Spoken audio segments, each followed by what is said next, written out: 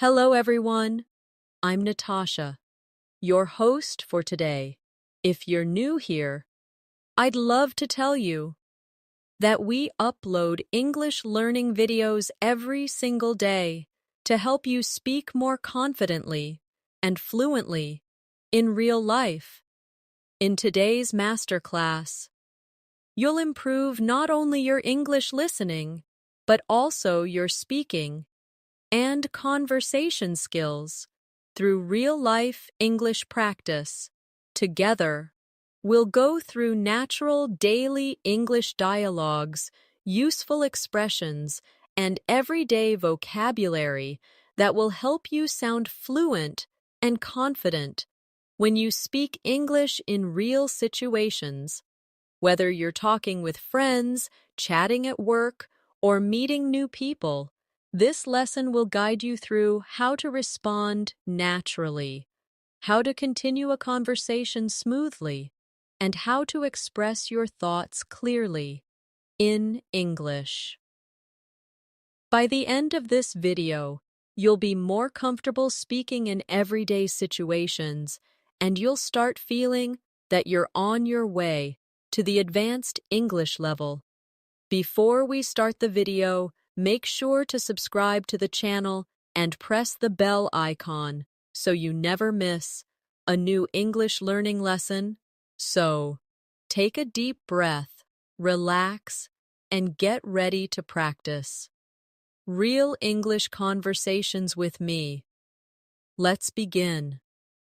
Have you ever felt that you understand English when you read it or listen to it slowly? But when you try to speak in a real conversation, your mind suddenly goes blank? It's completely normal. Learning English from books or lessons is one thing, but speaking in real life is another skill altogether. That's why today's session is all about real-life English conversation practice. The kind that prepares you to actually speak with people in real situations. Think about your daily life. You wake up, you meet people, you go to school, work, or a cafe. You talk to someone at a store or answer a question on the phone. These are all moments where you use English naturally. And in this masterclass, I'll walk you through real examples of those moments. We'll practice them slowly, clearly, and naturally together, so that you can build confidence and fluency step by step. Let's start with something simple: daily greetings. In English, greetings are more than just words. They're small social bridges that open every conversation. When you meet someone in the morning, you might say, "Good morning, how are you today?" Or, "Hey, how's it going?" When you're meeting a friend after a long time, you might say, "It's been a while, how have you been?" These are simple, but they create warmth and connection. Now, let's practice together. Repeat after me slowly. Good morning, how are you today? Good afternoon, how's your day going? It's been a while, how have you been? When you repeat them aloud, imagine that you're really speaking to someone you know. Feel the rhythm of your voice. Don't rush. Let each word come out naturally. In real life, conversations flow like waves. One person speaks, then the other responds. So let's build a small conversation example. A. Hey, how's your day going? B. Pretty good, thanks. How about you? A. I'm doing fine, just a bit busy with work. B. Yeah, same here. It's been a long week. Now, let's turn this into your practice. I'll say the first line, and you respond in your mind or out loud. Hey, how's your day going? Pause. Then answer naturally. Pretty good, thanks. How about you? Excellent. Keep repeating until it feels easy and automatic. Everyday English conversations are filled with these tiny exchanges, polite, simple, but powerful. When you get comfortable with them, you don't have to think word by word anymore. Instead, you start responding naturally, like a fluent speaker. Let's move to another common situation, ordering something at a cafe or restaurant. This is one of the most practical ways to practice real English because you can use it almost anywhere in the world. Imagine walking into a cafe. You smile and say, "Hi, can I get a cup of coffee, please?" Or, "Could I have a latte with almond milk?" The polite expressions "can I get" or "could I have" are used all the time by native speakers. Now, repeat after me slowly. Can I get a cup of coffee, please? Could I have a sandwich and a juice? Can I have it to go, please? Notice how these sentences sound soft and polite. That's what makes you sound natural in English. Let's make a small conversation to practice. A. Hi there. What would you like to order? B. Could I get a cup of tea and a slice of cake, please? A. Sure. Would you like milk with your tea? B. Yes, please. Now your turn. I'll be the cafe worker and you'll be the customer. Ready? Hi there. What would you like to order? Excellent. Now say your line naturally. Imagine the tone, the setting, the friendly smile. This kind of visualization helps you remember phrases longer and use them easily later. When you practice these small moments daily, you're training your mind to think directly in English, not to translate from your native language. That's how fluency grows. Another important situation in daily life is asking for help or information. Maybe you're lost in a new city or looking for a store. Here are some natural phrases you can use. Excuse me, could you help me find this place? Sorry, do you know where the nearest bus stop is? Could you tell me how to get to the train station? Let's repeat together slowly. Excuse me, could you help me find this place? Do you know where the supermarket is? Could you tell me how to get to the bus stop? When you ask politely, people are more willing to help you. And you also saim son, how good manners, which is an important part of real communication. Now, let's do a short conversation example. A. Excuse me, could you tell me how to get to the library? B. Sure, go straight, then turn left at the traffic light. A. Thank you so much. B. You're welcome. Now let's switch roles. You be A and I'll answer as B. Ready? Excuse me, could you tell me how to get to the library? Sure, go straight, then turn left at the traffic light. Great job. Notice how polite and smooth the tone is. That's what makes your English sound confident and friendly. Let's add one more useful area. Small talk. Short, light conversation topics that help you connect with people easily. Small talk is what people use to start conversations in offices, classes, or even elevators. You might talk about the weather, the weekend, or how your day is going. For example, nice weather today, isn't it? Did you do anything fun over the weekend? I can't believe how busy the city is today. These small lines may look simple, but they open doors to real connections. Let's build a small dialogue together. A. Hi, how are you? B. I'm good, thanks. It's really sunny today, isn't it? Yes, perfect weather for a walk. B. Absolutely. I love days like this. Now, repeat this conversation slowly and try to change it with your own ideas. Instead of sunny, try rainy, or cold, or windy. Practicing variations helps you remember patterns. Remember, English is not just about words. It's about rhythm and feeling. When you speak, think of the flow of your voice like gentle waves. Don't try to speak too fast. Focus on clarity first. Once you're comfortable, your speed will naturally increase with time and confidence. Let's take a short reflection moment together. Think of one real situation where you used English this week. Maybe with a friend, a colleague, or online. How did you feel? Were ye nervous, excited, or shy? It's okay. Every learner feels that way. The secret is to keep practicing small, daily conversations until it feels as natural as breathing. Now, I want you to try this mini exercise. Imagine you're meeting someone new for the first time. You shake hands, smile, and say, "Hi, I'm John. Nice to meet you." The other person says, "Nice to meet you too." "Where are you from?" You answer naturally, "I'm from United States. How about you?" Simple, right? Practice this dialogue a few times every day, even when you're alone, because self-practice builds real confidence over time. When you can start and continue a short conversation like this, you're already moving from beginner to intermediate level. And soon you'll reach advanced fluency if you keep doing it regularly. Take a deep breath, smile, and repeat this after me slowly. I can speak English with confidence. I am improving every day.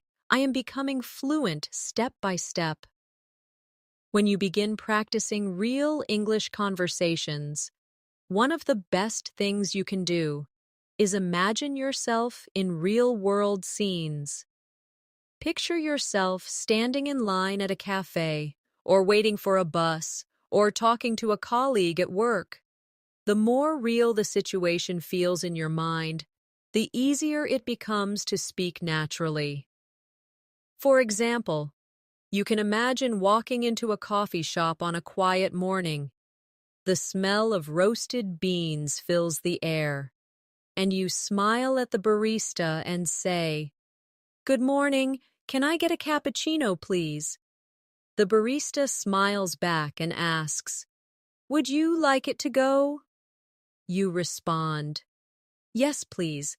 I'm in a bit of a hurry."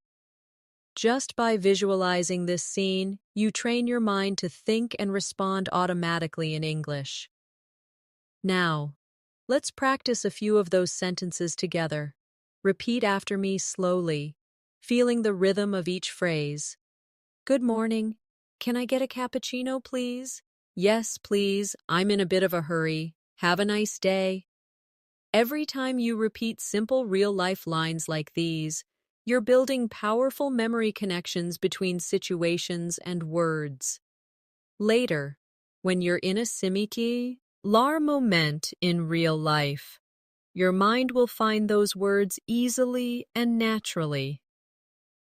Everyday English is full of small, polite expressions that keep a conversation flowing. You'll hear phrases like, "No problem," "Take your time," "That's all right," or "You're welcome," almost everywhere. These are not just filler words. They are the rhythm of human connection. When you use them naturally, you sound kind and confident. Imagine finishing your coffee order, and the barista says, "It'll be ready in a minute." You smile and say, "No rush, take your time."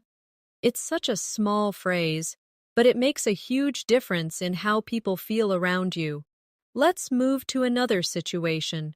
Think about being at work or in class. Someone asks for your opinion, and you want to sound polite and clear.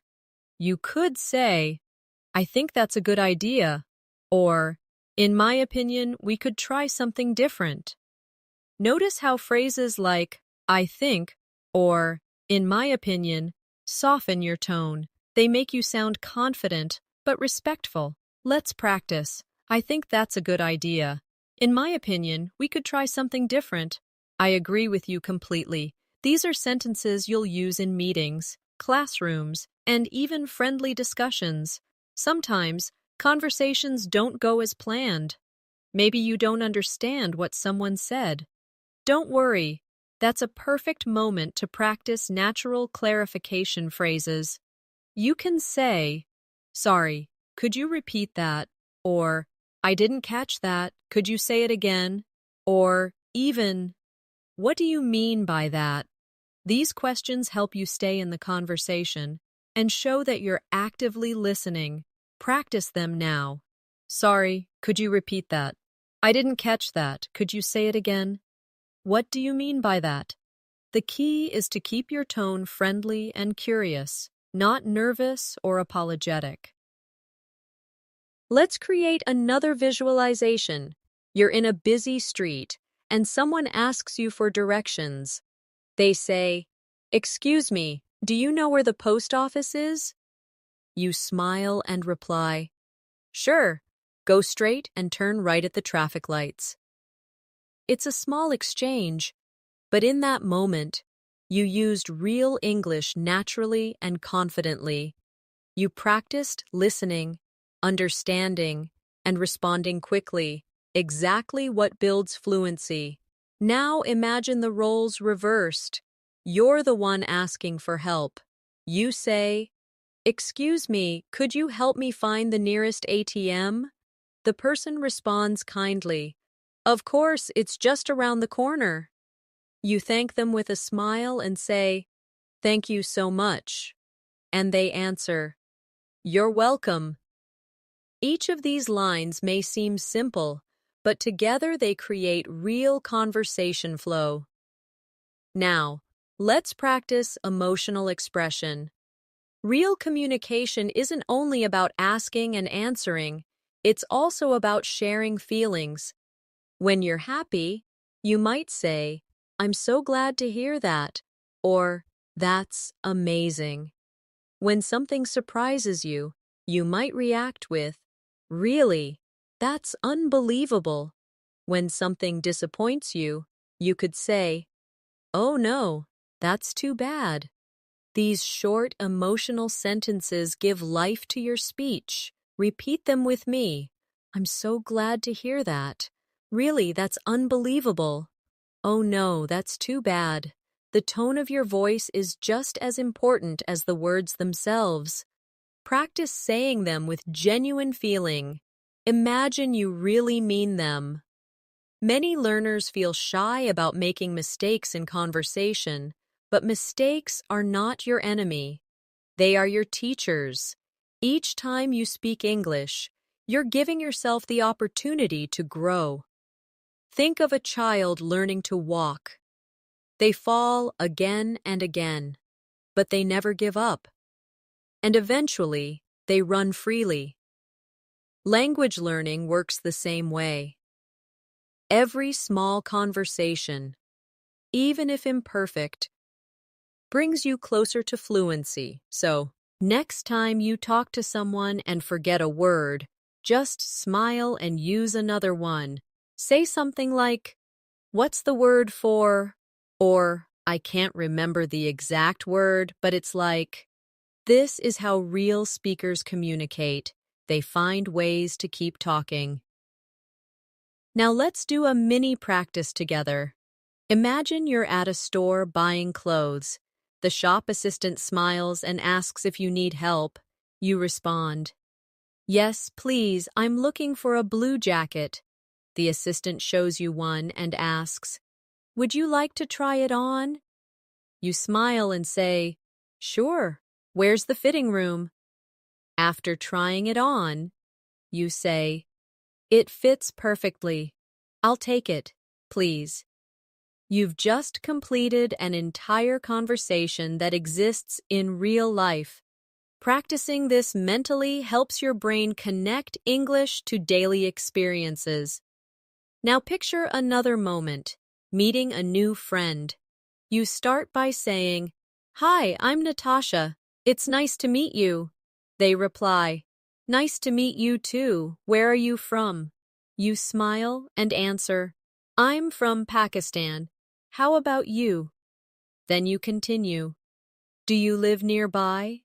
"Yes, just a few minutes away." And the conversation keeps going naturally. The rhythm, the pauses, the tone, all of it feels relaxed and real.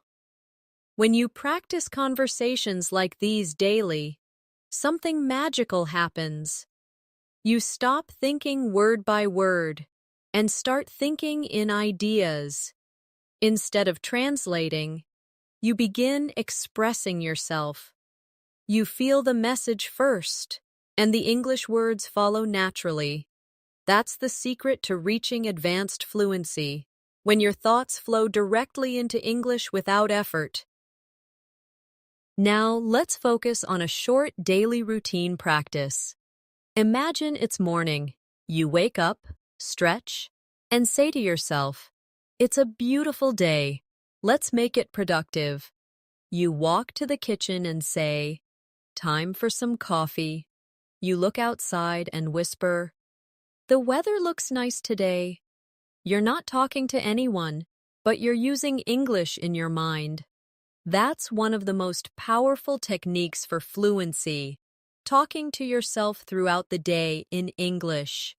You can describe what you're doing, what you're thinking, or what you plan to do. Say things like, "I need to finish this work," or "I should call my friend later." The more you do this, the more natural English becomes for you. Now, take a small moment to repeat after me slowly. I'm improving every day. I can speak English easily and naturally. My confidence is growing. I enjoy speaking English. These affirmations remind your mind that learning is not a race. It's a journey, one conversation at a time. When you speak to others, always remember that communication is not about perfection. It's about connection. People don't remember every grammar rule you used. They remember how comfortable and kind you sounded, a genuine smile, eye contact, and simple, polite words can make your English unforgettable. So from now on, start noticing opportunities around you. The next time someone greets you, answer with energy. The next time someone asks how your day is going, give a full answer, not just fine. You can say, "It's going pretty well, thank you. I've had a busy morning, but I'm feeling good." Longer responses make conversations more interesting and help you sound fluent. Try this reflection practice. Before you sleep, think back on your day and describe it in English. Say it out loud or record it on your phone. Talk about what you did, how you felt, and what you plan for tomorrow. For example, you might say, "Today as a busy day. I went to work, had a meeting, and learned something new. Tomorrow I'll try to finish my project earlier." Doing this every night for just 5 minutes can dramatically improve your speaking fluency. English fluency isn't built in a classroom. It's built in small daily moments like these. Every greeting, every thank you, every tiny question adds to your experience. Speak more, listen more, and enjoy every step, because every word you say brings you closer to your advanced English goal. When you start practicing conversations more often, you'll notice that English has a natural rhythm, a kind of musical flow that makes it pleasant to listen to. This rhythm isn't about speaking fast, it's about stress and pauses. English speakers naturally stress certain words to show meaning, and if you learn to copy that rhythm, you'll sound more fluent without even memorizing complex vocabulary. For example, when someone says, "What are you doing today?" the stress usually falls on what and doing. What are you doing today? Try saying it that way now. Feel how it flows more easily than saying every word equally. This natural rise and fall in tone gives your speech life and clarity. One of the best ways to develop this rhythm is through shadowing practice, repeating what you hear immediately, as if you're an echo. When you listen to someone speaking and repeat right after them, your mouth learns the sounds and timing naturally. For example, you can listen to slow, clear conversations and repeat along. mimicking the pronunciation, pauses, and melody of the voice. At first, it feels challenging, but after a few days, you'll be amazed at how naturally your mouth begins to produce English sounds. Let's imagine a scene to help you shadow more effectively. You're sitting in a park, enjoying a calm afternoon. A friend sits beside you and says, "It's such a nice day today." You reply, "Yes, it's perfect for a walk." Your friend smiles and says, "I was thinking of going for coffee later. Do you want to join?" You say, "Sure, I'd love to."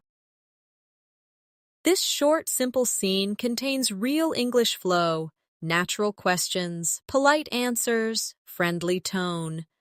Practicing scenes like this every day trains you to speak comfortably, just like native speakers. Now, let's practice expressing thoughts and feelings because real-life conversations often involve emotions, happiness, surprise, frustration, excitement. When someone tells you good news, you might say, "That's fantastic," or "I'm so happy for you." When something surprising happens, you might say, "Really? I didn't expect that." And when something goes wrong, you might say, "That's unfortunate," or "I hope it gets better soon." These short expressions add personality and kindness to your speech. Try saying them aloud. "That's fantastic." "Really? I didn't expect that. I hope it gets better soon." The goal is not just to pronounce the words, but to feel them. In daily conversations, we often share our experiences. So let's practice describing small, everyday moments. Imagine you're talking about your morning. You could say, "I woke up early today and made myself some tea. The weather was cool and peaceful, and I felt refreshed." Or imagine you're telling someone about your weekend. "I went shopping with my friends. We had lunch together and laughed a lot. It was a really nice day." Notice how simple these sentences are: short, clear, and emotional. When you describe real moments like this, you don't just practice English, you practice connection. Let's go one step further and practice showing curiosity, one of the most natural parts of any real conversation. When you talk to someone new, you can show interest by asking gentle, open-ended questions like, "What do you do?" Or, "How long have you lived here?" Or, "What kind of music do you like?" These questions keep the conversation alive and make people feel comfortable. Imagine you're meeting a new classmate or a coworker. You ask, "So, how do you usually spend your weekends?" They smile and say, "I love going for long walks and watching movies." You nod and reply, "That sounds relaxing. I usually spend my weekends reading or meeting friends." These small exchanges build real confidence and help you sound natural without pressure. Another key to fluent communication is reacting naturally when someone speaks. In English, people often use small reaction phrases like, "Really? That's great. Oh, I see. I know what you mean," or "Exactly." These are not full sentences, but they show that you're listening and engaged. For example, if someone says, "I started learning guitar last week," you can respond with, "That's awesome," or "I've always wanted to learn guitar too." These quick reactions keep the conversation alive. Practice them now. "That's awesome." "Really? That's interesting." "Oh, I see." "Exactly." When these words come to your tongue naturally, you'll notice your conversations feel smoother and more relaxed. Let's imagine another everyday situation. Being at the supermarket, you might start by saying, "Excuse me, where can I find the bread section?" The shop worker says, "It's over there next to the dairy products." You smile and say, "Thank you so much." Later, when you're ready to pay, you say, "Can I pay by card?" And the cashier replies, "Yes, of course." You end the interaction with, "Thank you, have a nice day." These are simple sentences, but they're full of practical English. When you imagine such small situations and speak them aloud, your confidence grows naturally. Now let's practice something even more important, talking about yourself. This is a skill every English learner needs because introductions happen everywhere. You can start simply. My name is Natasha, and I'm an English learner. I love reading books, learning new things, and meeting people from different cultures. You can also add details. I started learning English because I want to travel and work with people around the world. Then imagine someone asks, "How long have you been studying English?" And you answer, "I've been learning for about 2 years, and I practice every day." Practicing sentences like these helps you feel ready whenever you meet someone new. To sound fluent when talking about yourself, focus on connected ideas rather than memorized lines. For example, instead of only saying, "I like reading," add more. You can say, "I like reading books about self-improvement because they help me stay motivated." This kind of speaking shows depth and confidence. Repeat this slowly with me. I like reading books about self-improvement because they help me stay motivated. Excellent.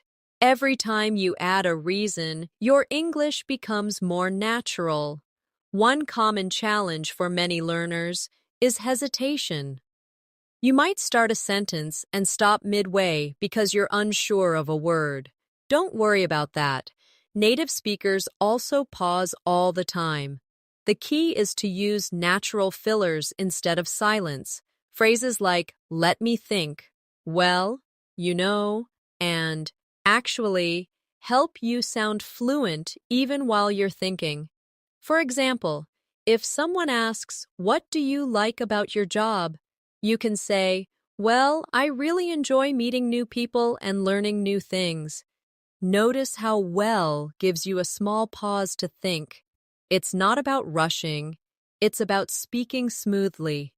Let's add a short practice for talking about your daily routine, because that's something everyone can relate to. You can say, "I usually wake up at 7, then I have breakfast, check my messages, and get ready for work." You can continue, "After work, I go for a walk, have dinner, and spend some time watching a show or reading before bed." Try saying it slowly now, imagining each moment of your day. You can also practice describing your weekends. On weekends, I like to relax, meet my friends, and sometimes go to the movies. By practicing like this, you're not just memorizing sentences, you're training your brain to think and speak in English naturally. As you continue learning, remember that confidence comes from repetition. The more you hear yourself speaking English, the less afraid you become of mistakes. That's why self-practice is so powerful. Talk to yourself in English when you're cooking, cleaning, walking, or driving. Describe what you see. Say things like, "The sky looks beautiful today," or "I need to buy some milk later." These tiny moments build the foundation of fluency. Now, take a deep breath and repeat after me slowly. I am confident when I speak English. My mind understands English naturally. I am learning every single day. I enjoy using English in real life. When you affirm these thoughts often, your mindset shifts from fear to confidence. The most beautiful thing about learning a language is that it connects you to people. English gives you a bridge to talk to someone from another country, to understand songs, stories, and ideas from around the world. Every time you practice, you're opening another door of opportunity. So even when you feel tired or unmotivated, Remind yourself of why you started, to grow, to connect, and to express yourself freely. Each time you listen to real conversations and repeat after them, you're rewiring your brain for natural fluency. Every phrase you speak brings you closer to thinking directly in English. You don't need to rush. You can enjoy every step of the journey, one sentence, one conversation, one smile at a time. The more you speak English in real situations, the more you realize that communication isn't about big, complex words. It's about connection. Even simple sentences, when said with warmth and confidence, can make you sound fluent. Imagine walking into a shop and saying, "Hi, how's your day going?" Or asking a friend, "Did you sleep well?" These tiny gestures make conversations feel human, not mechanical. Real English is emotional. It's full of tone, rhythm, and kindness. Let's explore one of the most useful parts of daily English, talking about your plans. People often ask, "What are you doing this weekend?" Or, "Do you have any plans for tonight?" You can answer naturally by saying, "I'm going to meet some friends," or "I'm planning to stay at home and relax." Try repeating after me slowly. I'm going to meet some friends. I'm planning to stay at home and relax. I'm thinking of watching a movie tonight. These sentences sound simple, but they are used all the time in everyday English. When you talk about plans, you can also ask follow-up questions to keep the conversation alive. You could say, "What about you?" Or, "Do you have any plans?" Or, "That sounds fun. Where are you going?" These little responses show interest and help you sound friendly and fluent. Let's put it into a natural flow in your mind. You ask someone how their weekend will be. They say, "I might visit my family." You smile and reply, "That's nice. I haven't seen my family in a while either." The exchange feels warm, natural, and connected. That's what real-life English is about. Not perfect grammar, but real emotion and curiosity. Now, let's practice another situation, talking about the weather. It might seem unimportant, but small talk about weather is one of the most common ways English speakers start a conversation. You could say, "It's really hot today," or "I can't believe how cold it is to his week." You could also use emotional expressions like, "I love this kind of weather," or "I miss sunny days like this." Try repeating a few lines slowly. "It's really hot today." "I can't believe how cold it is this week." "I love this kind of weather." Small talk like this helps you connect with people and also gives you time to feel comfortable before moving to deeper topics. Let's move into something more personal, talking about feelings and emotions. Being able to express how you feel is a big part of fluent communication. When you feel happy, you can say, "I'm really happy today," or "I'm feeling great." When you're tired, you might say, "I'm a bit exhausted," or "I didn't sleep well last night."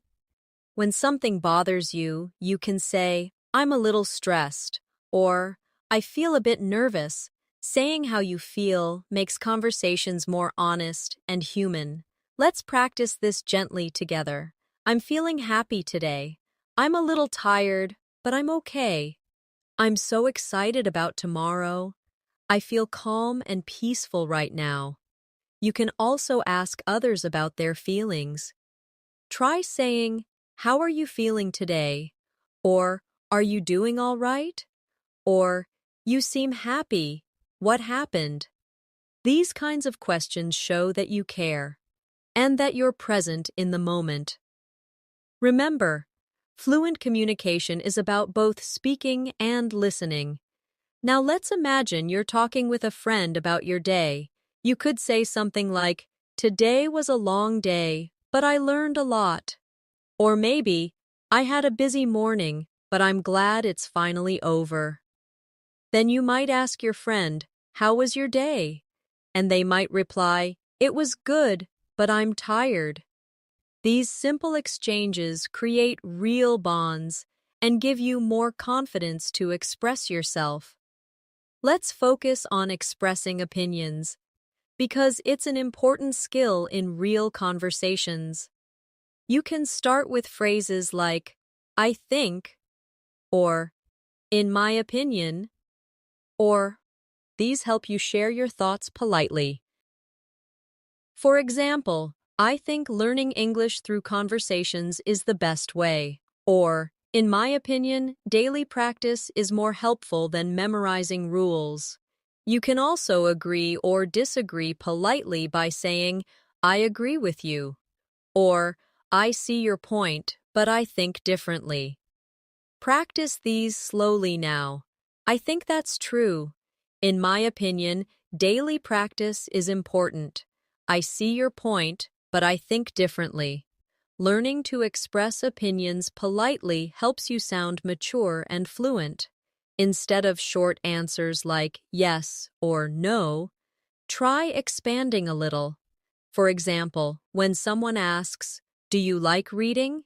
instead of saying yes, you can say, "Yes, I love reading books, especially in the evening." That small addition makes your answer sound natural and conversational. Let's now explore asking questions politely, because in real life, the way you ask something makes a huge difference. Instead of saying, "Where is the bathroom?" you can say, "Excuse me, could you tell me where the bathroom is?" It sounds softer and more polite. Instead of saying, "What's your name?" you could say, "May I ask your name?" Practice with me slowly. "Excuse me, could you tell me where the bus stop is?" "May I ask your name?" "Could you please help me with this?" Politeness makes your English sound warm and confident at the same time. It's something that English speakers appreciate a lot. When you use words like please, thank you, and sorry naturally, people feel comfortable around you.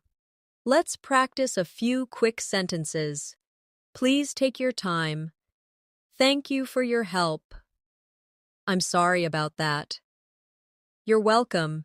Don't worry. When these small phrases come out automatically, you'll feel more relaxed and fluent in any setting. Let's move to another daily life moment, talking about hobbies and interests. When you meet someone new, this is one of the easiest and most natural topics to discuss. You can say, "I like listening to music," or "I enjoy cooking in my free time." You can also ask, "What do you like to do for fun?" Or, "Do you enjoy reading?" Try repeating a few slowly now.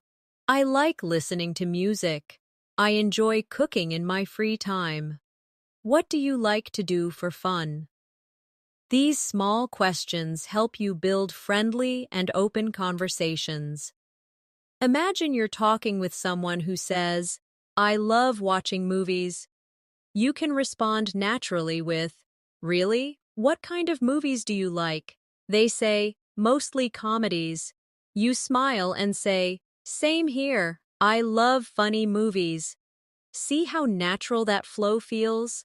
That's what we're building: effortless, everyday connection through English. Fluency isn't about using big vocabulary. It's about using the right words naturally. A fluent speaker doesn't think too much before speaking. They just use the language that feels comfortable. So when you practice, don't worry about sounding advanced. Focus on sounding natural. You can start simple. And as your confidence grows, Your vocabulary will naturally expand. Now let's add a small real-life practice task you can do every day. Choose one topic. It can be your morning, your weekend, or your favorite food, and record yourself talking about it for 1 minute in English. Don't write a script. Just speak freely. Listen to your recording and notice how you sound. You'll hear where you pause, where you hesitate, and where your sentences flow well. Do this every day for a week. You'll notice a huge improvement in your rhythm and pronunciation.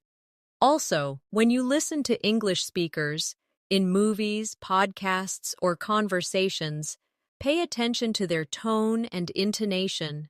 Try to copy the melody of how they speak. If someone says, "That's a good idea," notice how their voice rises at the end. Try to repeat it the same way. This is how you learn the music of English. Finally, remember that speaking English is not about perfection, it's about practice and patience. Every time you use the language, even for a few minutes, you're getting closer to your goal.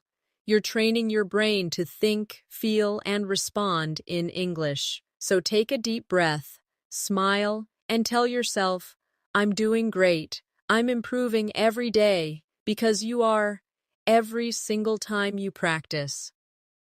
When you start feeling more confident in simple conversations, it's time to take your English a little deeper. Real communication often includes explaining things, giving opinions, or telling short stories from your own life.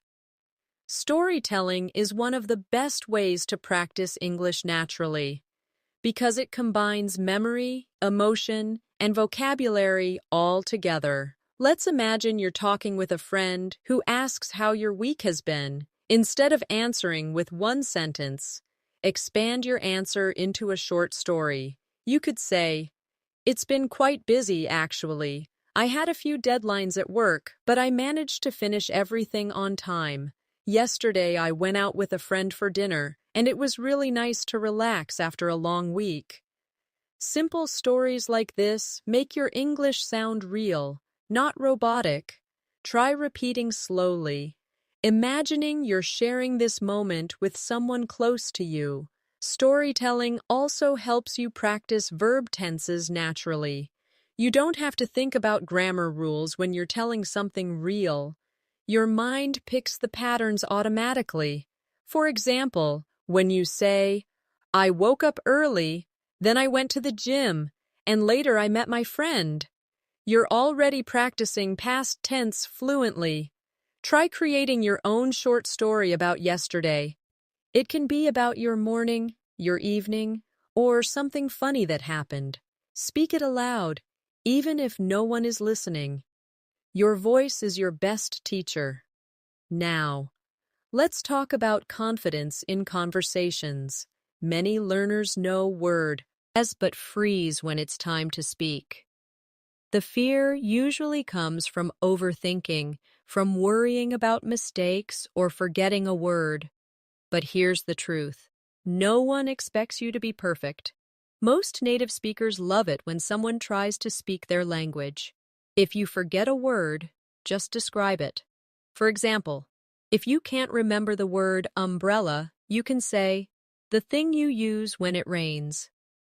That's communication, and that's what fluency really means.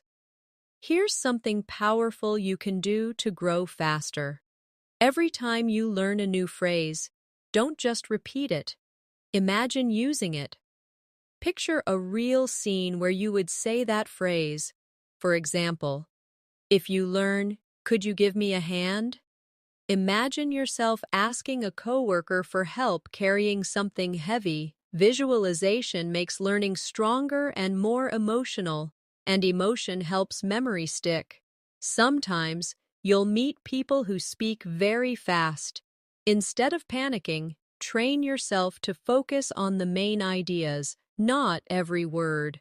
When someone talks quickly, your brain might miss details, but that's okay. Just listen for the key message. You can respond with phrases like, I see, or that makes sense, or if you didn't catch everything, say, sorry, could you say that again a bit slower?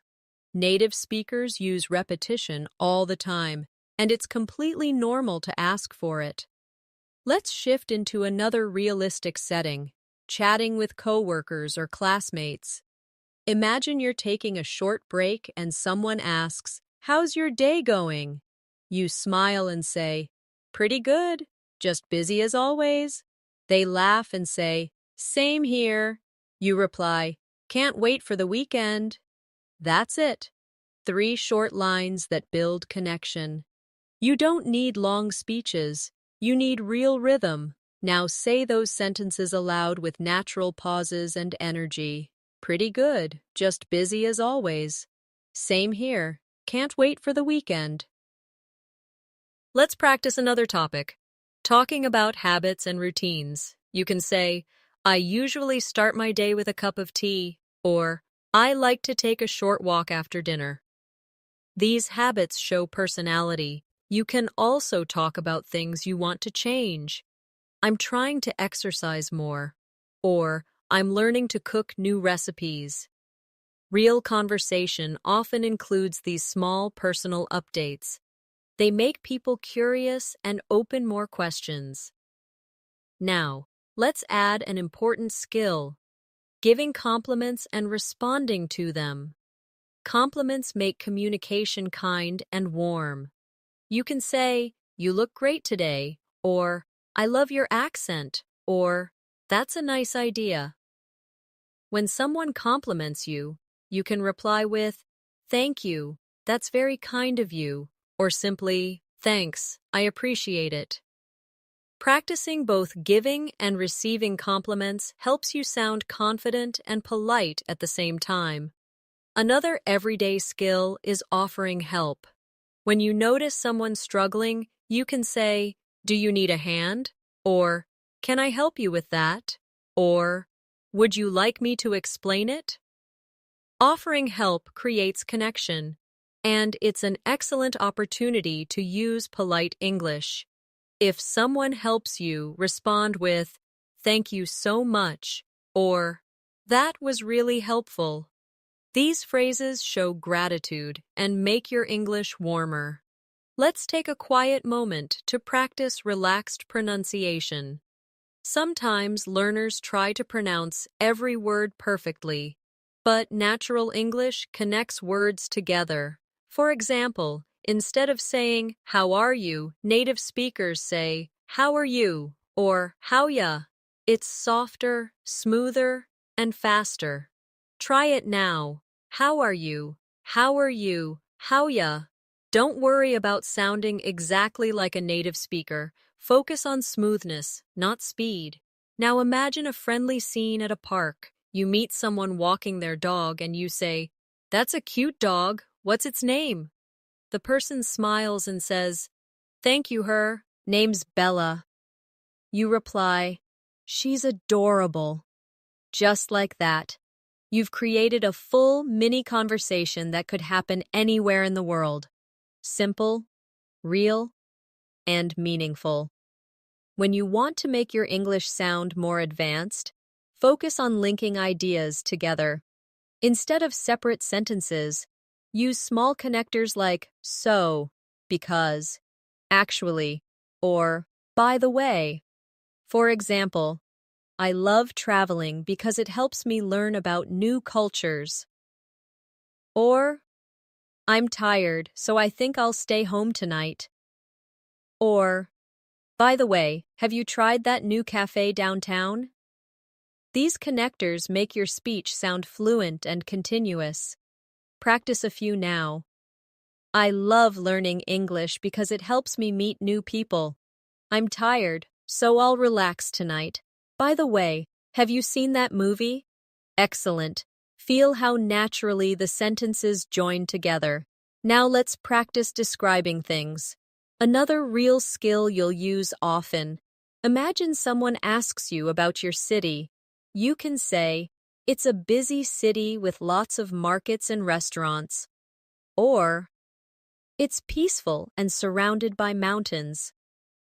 You can describe your favorite place. I love the park near my house because it's quiet and full of trees. You can describe people too. She's very friendly and always smiling. Describing helps you use adjectives, words that bring pictures to life. Try a few slowly. My city is busy and colorful. My room is small but cozy. The weather is warm and sunny today. The restaurant was clean and beautiful. When you describe things, use your senses, what you see, hear, smell, or feel. For example, the air smelled fresh after the rain, or the music was soft and relaxing. Sensory language makes your English richer and helps listeners imagine what you describe. Let's move to another useful area, agreeing and disagreeing politely. In real life, we don't always share the same opinions, but how we respond matters. You can agree by saying, "That's true," "Exactly," or "I completely agree." You can disagree politely by saying, "I see what you mean, but I'm not sure I agree," or "That's an interesting point, but I have a different view." Try repeating after me slowly. "That's true." "Exactly." "I see what you mean, but I'm not sure I agree." These expressions keep conversations respectful and smooth. As you practice more, you'll notice that intonation, the rise and fall of your voice, gives meaning to your sentences.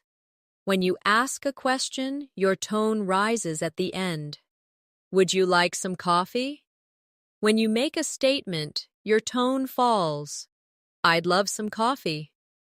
Practice noticing this music in English. Say both sentences out loud. Feel how your voice moves naturally up and down.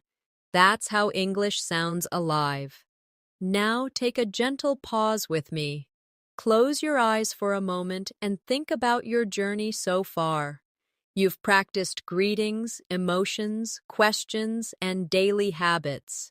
You've spoken about your feelings, your plans, and your surroundings. All of this is real English, the kind that helps you live and connect, not just study. Repeat these affirmations softly. "I am becoming more fluent every day. My English feels natural and easy. I can speak with confidence and calmness. I learn through practice and patience." Let those words settle in your mind. The more you believe them, the faster you'll grow. The secret to mastering real-life English conversations is consistency. It's not about studying long hours one day and forgetting everything the next. It's about showing up every day, speaking a little, listening a little, and using English in real situations whenever you can. Even 5 minutes a day can make a big difference if you do it mindfully. Let's imagine your daily routine again. You wake up, and before you touch your phone, you say to yourself in English, "Good morning. I feel fresh and ready to start my day." You stretch, go to the kitchen, and think, "What should I have for breakfast today?" Maybe you say out loud, "I think I'll make some toast and tea." You're not just talking to yourself, you're training your brain to think in English. Every small sentence builds a stronger habit. Later in the day, you might see something interesting and describe it. Maybe you're walking outside and notice a bird singing. You could say, "That sound is so peaceful," or "The weather feels so calm today." When you start describing what you see, your surroundings become your classroom. This is one of the most natural ways to become fluent, connecting English to real life. Now let's practice reacting to situations. In real life, You don't plan your words in advance. You respond naturally to what happens. For example, if someone offers you something, you might say, "Oh, that's kind of you, thank you." Or if someone shares good news, you might say, "Wow, congratulations." If someone tells you something sad, you could say, "I'm sorry to hear that." Practice these short, real reactions now. "Oh, that's kind of you, thank you." "Wow, congratulations. I'm sorry to hear that." "Great job. That's amazing." These are the small words that make your English sound real, not robotic. When you talk to others, focus not just on what to say, but also on how to listen. Listening is half of every good conversation. Good listeners pay attention, nod, smile, and respond naturally. When someone is speaking, show interest with small words like right, yeah, I see, or really. These short responses show engagement. And when it's your turn to speak, connect your ideas with theirs. This is how conversations flow smoothly in English. Let's explore sharing personal experiences, which is one of the best ways to sound fluent. Imagine you're talking about travel. You could say, "Last summer, I visited the mountains. The view was beautiful, and the weather was so fresh. I felt completely relaxed there." Or if you're talking about learning English, you could say, "When I first started learning, I was shy and afraid to speak. But after practicing daily, I started feeling more confident." Sharing experiences makes your conversations more natural because you speak from the heart. Now, let's practice giving reasons, a skill that takes your English from basic to fluent. You can connect your ideas using because, so, and that's why.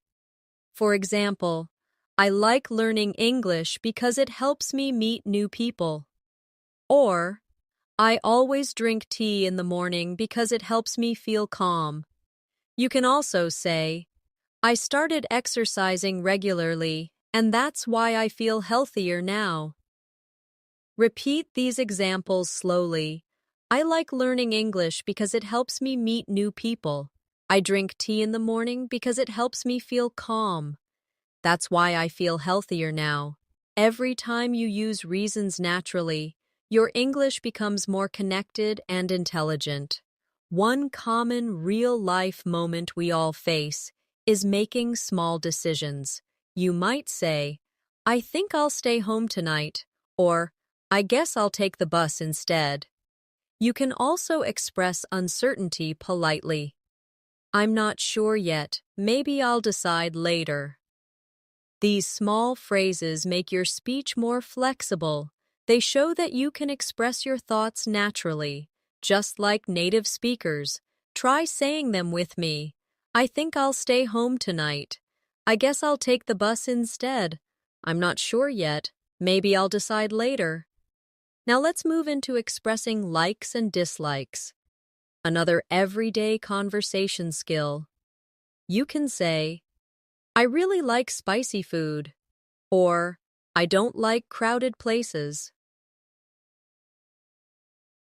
To make it sound more natural, you can add emphasis. "I absolutely love watching movies," or "I really don't enjoy waking up early." Try a few slowly now. I really like spicy food. I absolutely love watching movies. I really don't enjoy waking up early. These patterns help you express your personality in English. If someone shares their preferences, you can respond easily. For example, if someone says, "I love traveling," you can reply, "Me too. I love discovering new places." If they say, "I don't like cold weather," You can respond, "Same here. I prefer warm days." This kind of mirroring creates natural connection. Let's imagine a friendly chat with a new acquaintance. They ask, "Do you like sports?" And you reply, "Yes, I enjoy swimming and jogging." Then they say, "That's great. I play football every weekend." You respond, "That sounds fun. Maybe I'll join you next time." This short exchange may sound simple, but it's fluent, friendly, and real. Now let's practice asking for opinions. In English, people love to share their thoughts, and asking about them keeps conversations flowing. You can say, "What do you think about this movie?" Or, "How do you feel about learning online?" You can also use softer forms like, "Do you agree with that?" Or, "Would you say that's true?" Practice a few now. What do you think about this movie? How do you feel about learning online? Do you agree with that? When you ask others for their opinions, you show respect and interest. Both are signs of confident English speakers. Let's go into another natural setting, talking about the future. You can use simple structures like "I'm going to," "I'll," and "I plan to." For example, "I'm going to start a new course next month," or "I'll visit my friend next weekend." You can also say, "I plan to improve my English speaking by practicing daily." Repeat these slowly. "I'm going to start a new course. So next month, I'll visit my friend next weekend. I plan to improve my English speaking by practicing daily." Now, think of your future goals in English learning. You might say, "I want to speak English fluently," or "I want to travel and use English confidently." Say it now, as if you really mean it. "I want to speak English fluently. I want to travel and use English confidently." The more you say your goals aloud, the closer they come to reality. Sometimes in real conversations, people use phrasal verbs, short verb combinations that sound very natural. For example, wake up, sit down, turn off, pick up, or look after. These are common in everyday speech. You can say, "I wake up early. Please turn off the lights." "I'll pick you up later." Or, "I look after my little sister." Practice these with me. "I wake up early every day." "Please turn off the lights." "I'll pick you up later." "I look after my little sister." These phrases make your English sound alive and real. Now let's take a short, emotional reflection. Close your eyes for a moment and think about how far you've come. You started learning simple sentences, and now you can hold real conversations, share experiences, express opinions, and connect ideas. You're no longer just studying English. You're living it. Whenever you feel stuck, remember this: English is not just a language, it's a lifestyle. It's the way you express who you are to the world. Every word you say carries a piece of your personality. So don't be afraid to show your feelings, your curiosity, and your kindness through your words. Now, repeat these affirmations with me slowly and calmly. I am confident in my English conversations. I understand and express myself clearly. I speak English naturally and comfortably. I learn something new every single day. Feel these words as you say them. They remind you that fluency is already growing inside you. As you keep practicing real-life conversations, something beautiful begins to happen. English starts to feel L like a part of your daily rhythm, like a familiar song that plays in the background of your mind. You begin to think in English before speaking. You start to dream in English sometimes, and you feel the language flowing through you naturally. That's when you realize fluency isn't about memorization. It's about living the language every day. Let's dive deeper into real conversation rhythm. When people talk, they don't always use perfect sentences. They shorten, pause, and connect words naturally. For example, instead of saying, "Do you want to go out?" people often say, "Do you want to go out?" or even, "Want to go out?" When they say, "I am going to eat," it often becomes, "I'm gonna eat." These shortcuts aren't mistakes. They're part of real spoken English. Listening to and repeating these forms helps your speech sound more natural. Try saying them softly. Do you want to go out? Do you want to go out? I am going to eat. I'm gonna eat. Now imagine you're with a friend planning something fun. You might say, "Hey, do you want to grab lunch later?" They answer, "Sure, sounds good. What time?" You reply, "Maybe around 1." They say, "Perfect. See you then." This simple exchange shows the essence of natural English.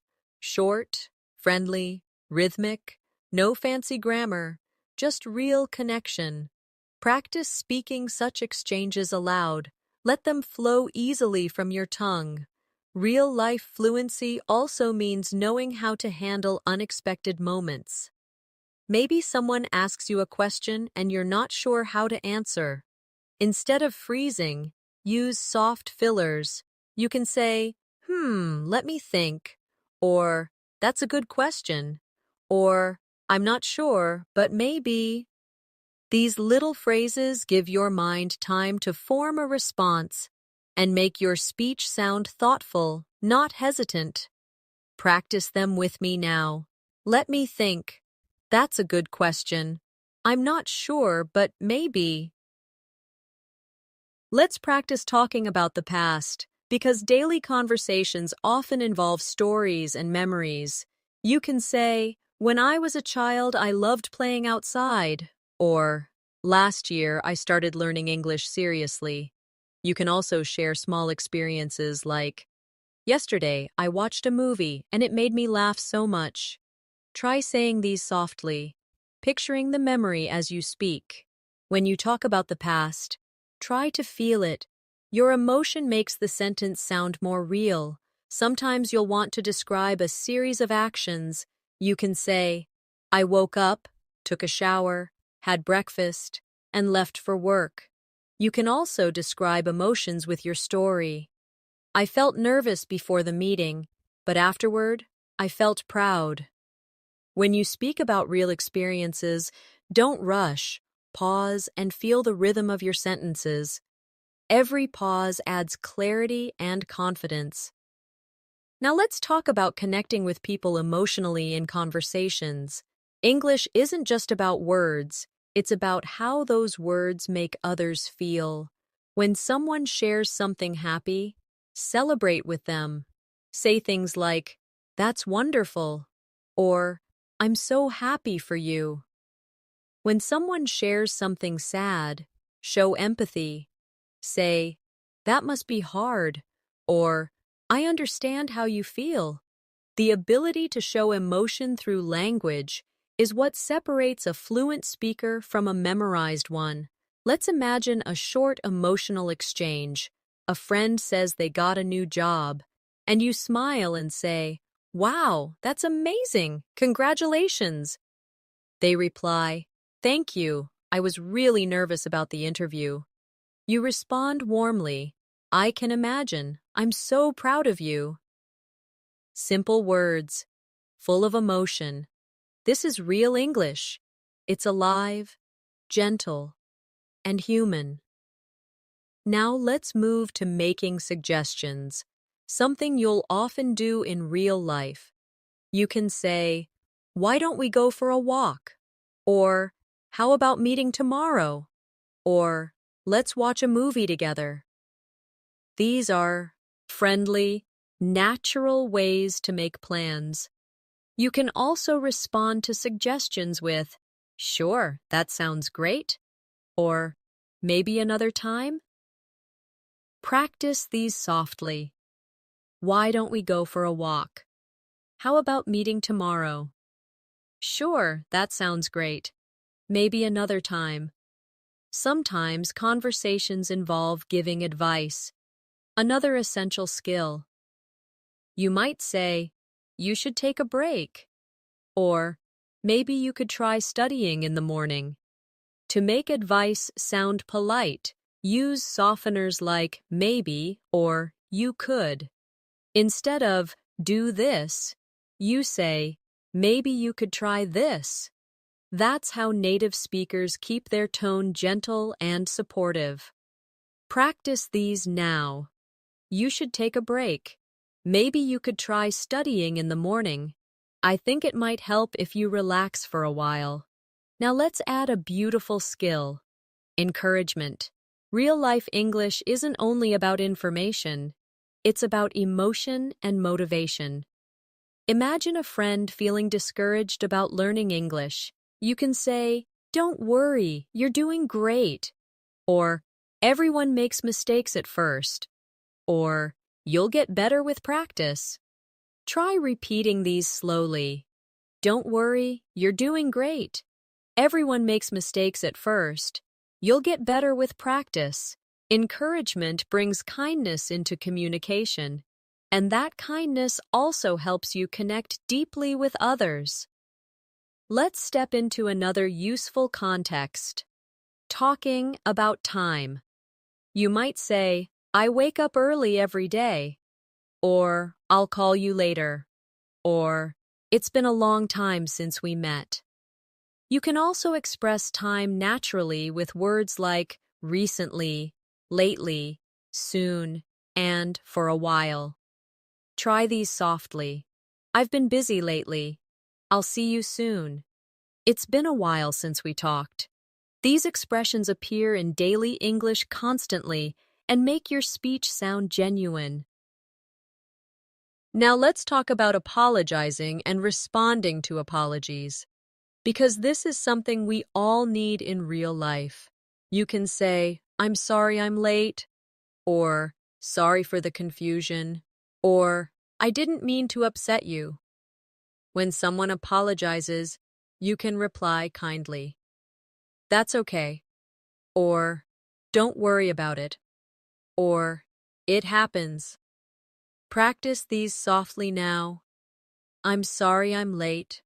"Sorry for the confusion." "That's okay, don't worry. It happens."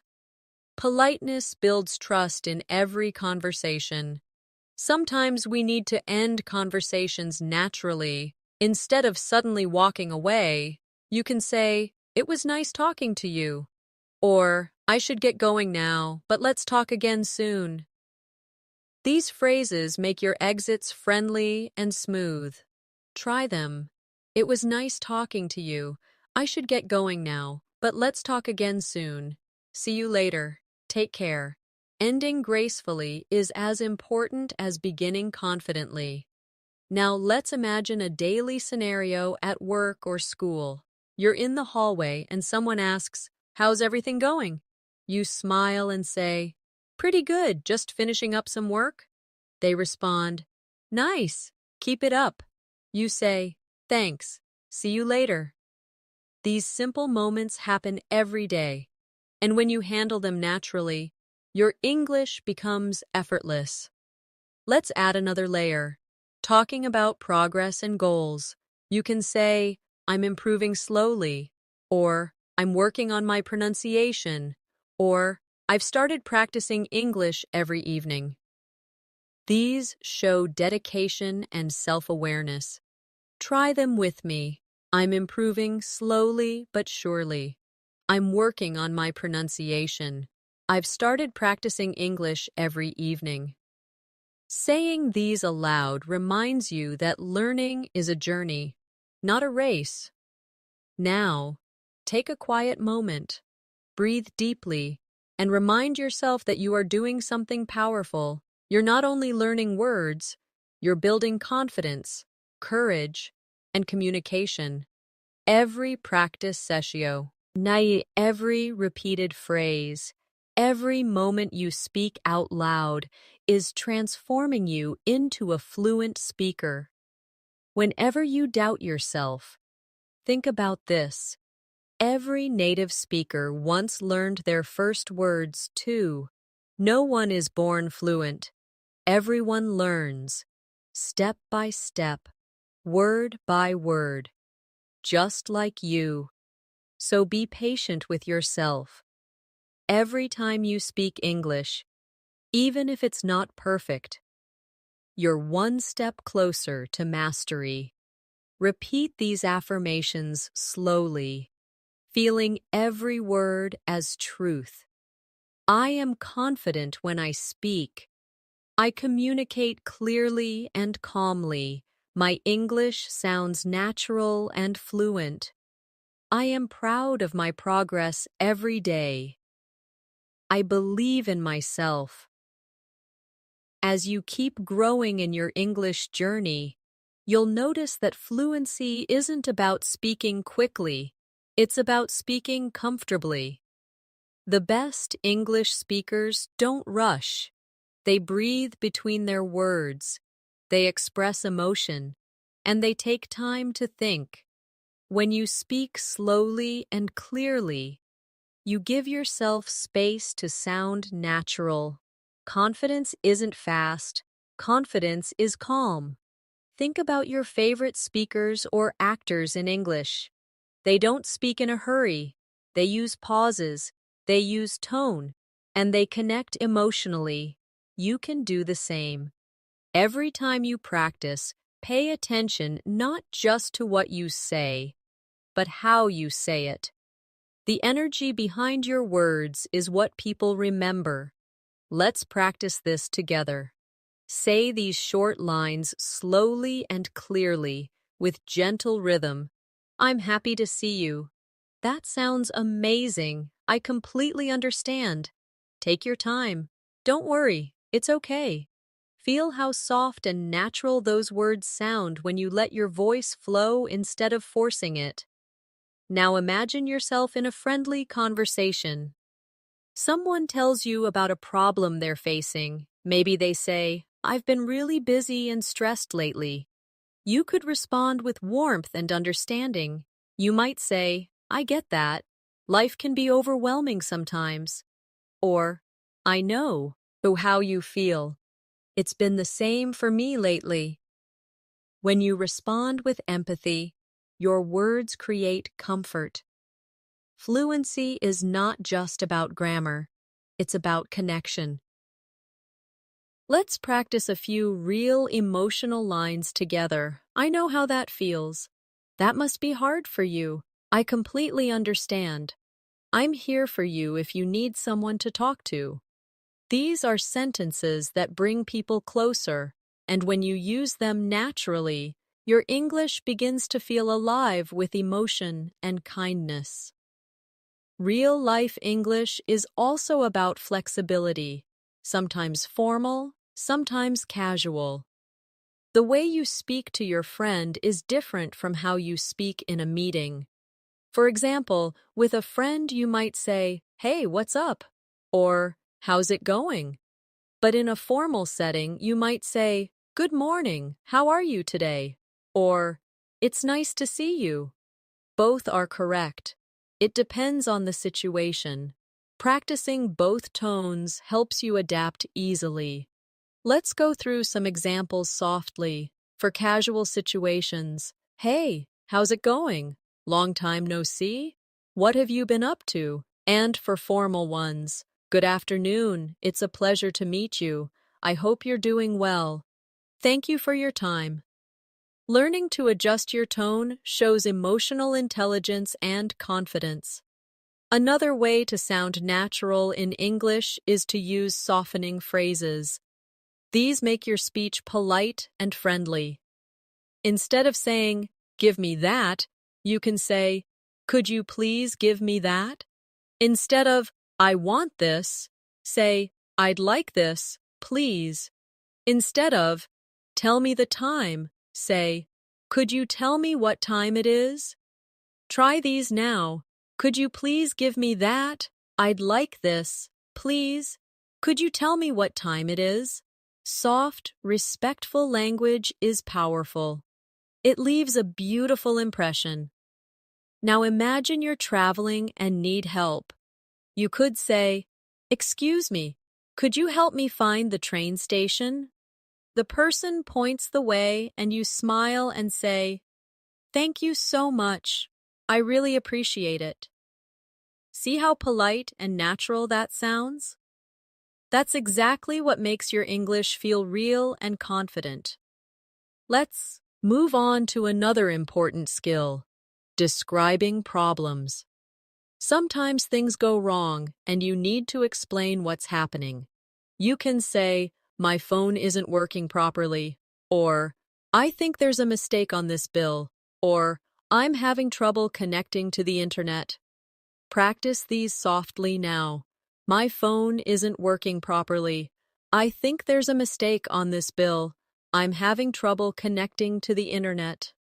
These sentences help you handle daily situations smoothly without stress.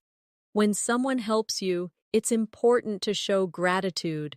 You can say, "That was very kind of you," or "I really appreciate your help," or "Thank you for taking the time to explain." Gratitude creates positive energy in every interaction. Try them with me. "That was very kind of you. I really appreciate your help." Thank you for taking the time to explain. The more warmth you put in your tone, the stronger your connection becomes.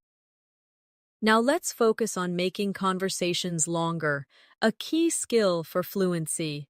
Instead of stopping after one answer, try adding more detail. For example, if someone asks, "How was your weekend?" instead of saying, "It was good," you could say, "It was good. I went for a walk in the park, and then I watched a movie at home." This turns a one-line reply into a full conversation. You can also ask a question back. "How about you?" This keeps the talk flowing naturally. Let's practice this idea. I'll say a simple line and you expand it in your mind. For example, instead of "I'm fine," you can say, "I'm fine, just a little tired from work." Instead of "I like music," you can say, "I like music, especially soft rock and jazz." See how small additions make your English sound fuller and more engaging. Now let's imagine a conversation about hobbies. You say, "I love cooking." Someone asks, "Really? What do you like to cook?" You reply, "Mostly simple dishes like pasta and rice bowls. Cooking helps me relax." In this short exchange, you've expressed interest, emotion, and detail. That's what makes you sound fluent and natural. Not speed, but clarity and connection. Let's explore expressing agreement and enthusiasm.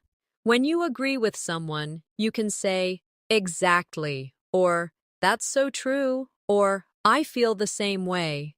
When you're excited, you can say, "That's awesome," or "I love that idea," or "That sounds great." Practice these now. "Exactly. That's so true. I feel the same way." "That's awesome. I love that idea." These small responses show energy and confidence during conversations. Sometimes you'll also need to change topics naturally. You can do this with phrases like, "By the way," or "Speaking of that," or "That reminds me." For example, "By the way, did you hear about the new cafe?" Or, "That reminds me, I need to call my friend." Try them softly. "By the way, speaking of that, that reminds me." These connectors make your speech flow like a river. smooth, and natural. When you talk about the present moment, you can use phrases like, "Right now, I'm focusing on improving my English," or, "These days, I'm trying to stay more positive." Talking about what's happening in your life makes your English real and relatable. Practice a few with me. Right now, I'm focusing on improving my English. These days, I'm trying to stay more positive. I'm learning to be more patient with myself. Now, let's reflect for a moment on your progress. You've learned to greet, to express emotion, to ask questions politely, to react naturally, and to describe moments from your life. These are all pieces of the puzzle that make up fluency. Every time you repeat and use them, you're moving closer to the level where English feels like your second nature. Remember, progress doesn't always feel visible day by day, but it's happening underneath. Just like a tree grows roots before you see new leaves, your English is growing stronger with every word you speak.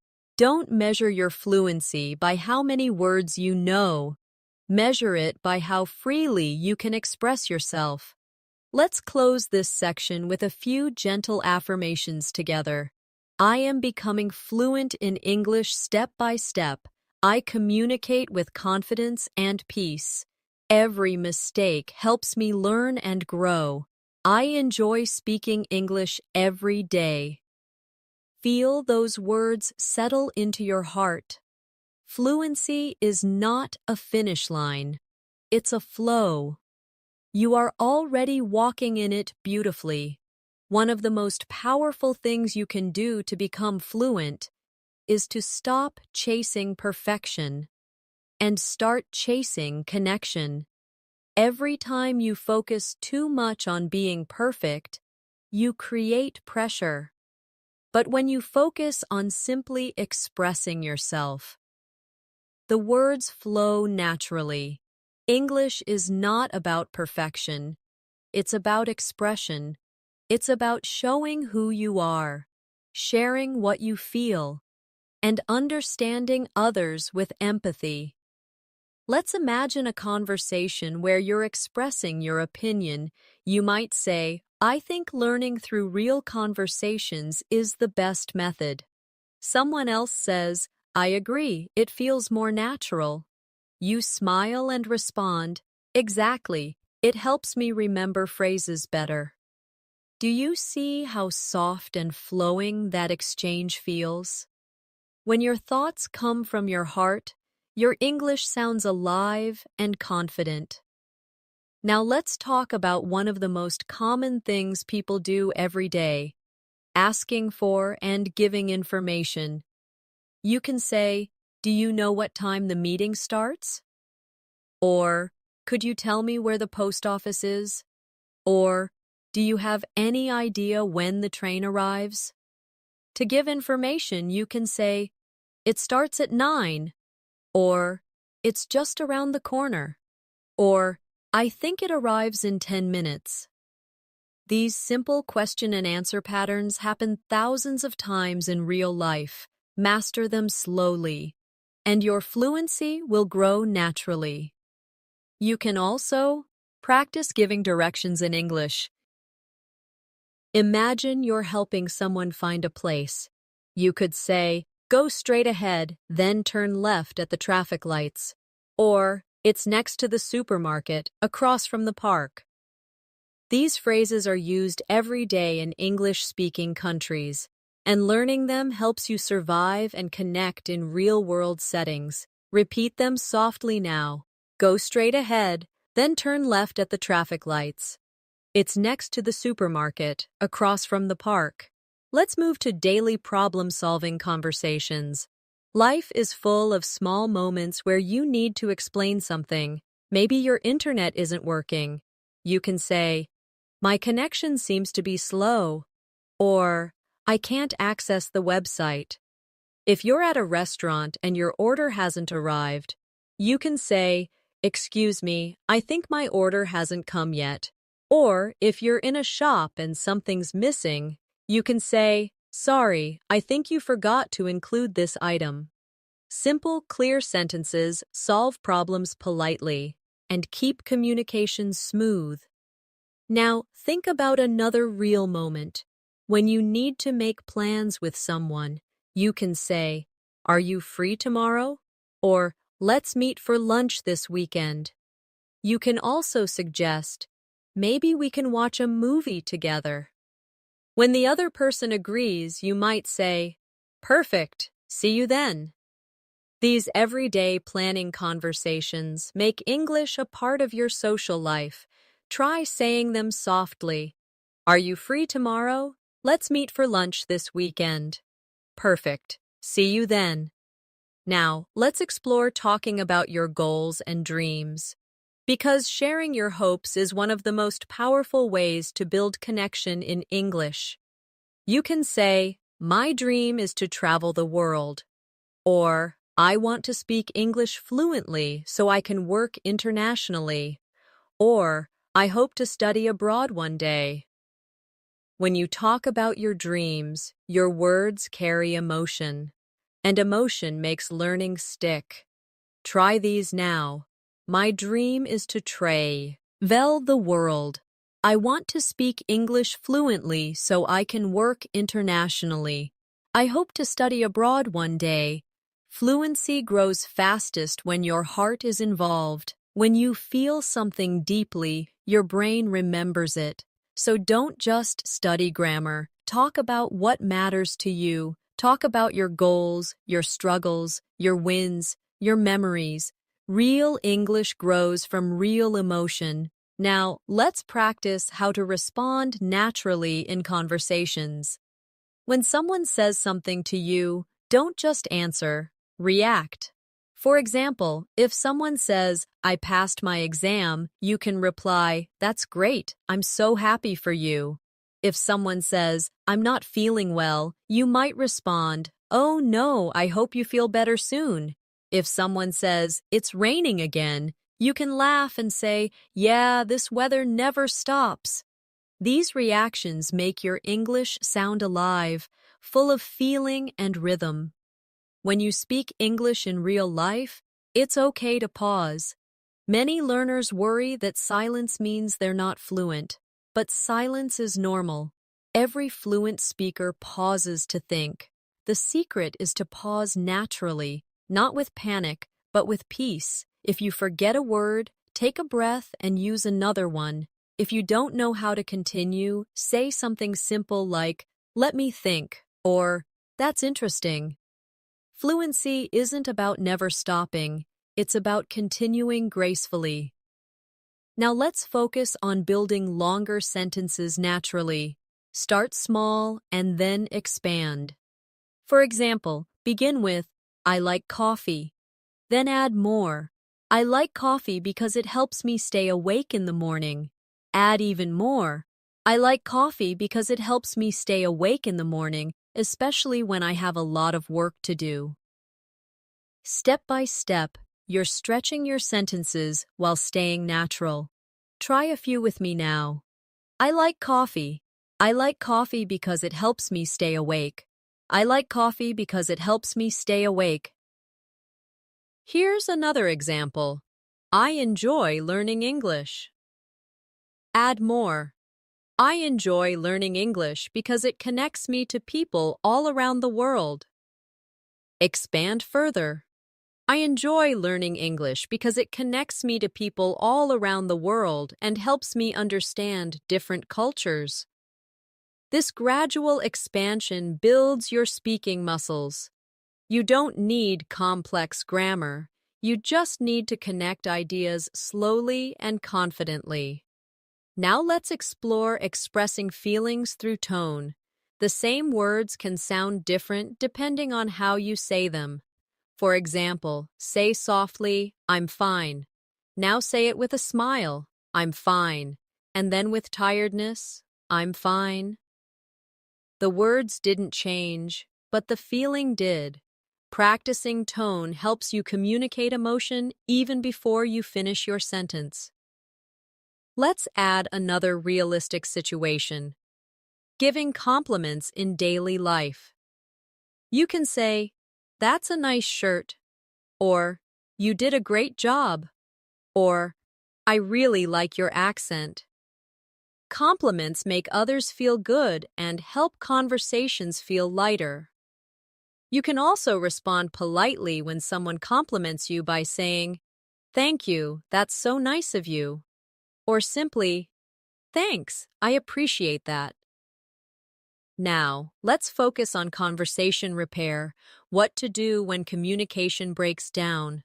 Maybe you didn't hear clearly. You can say, "Sorry, could you repeat that?" Or, "I didn't catch that, can you say it again?" If you need clarification, you can ask, "What do you mean by that?" Or, "Could you explain that a little more?" Practicing these helps you stay calm in real situations. Fluency isn't about knowing everything. It's about staying in the conversation even when things go wrong. Another powerful practice is shadowing real voices. You can pick a short English clip, listen carefully, and repeat what you hear in real time. This trains your pronunciation, rhythm, and timing. It might feel hard at first, but after a few days, you'll start to match the natural flow of English speakers easily. Now let's shift to self-motivation, because keeping your energy alive is the secret to long-term progress.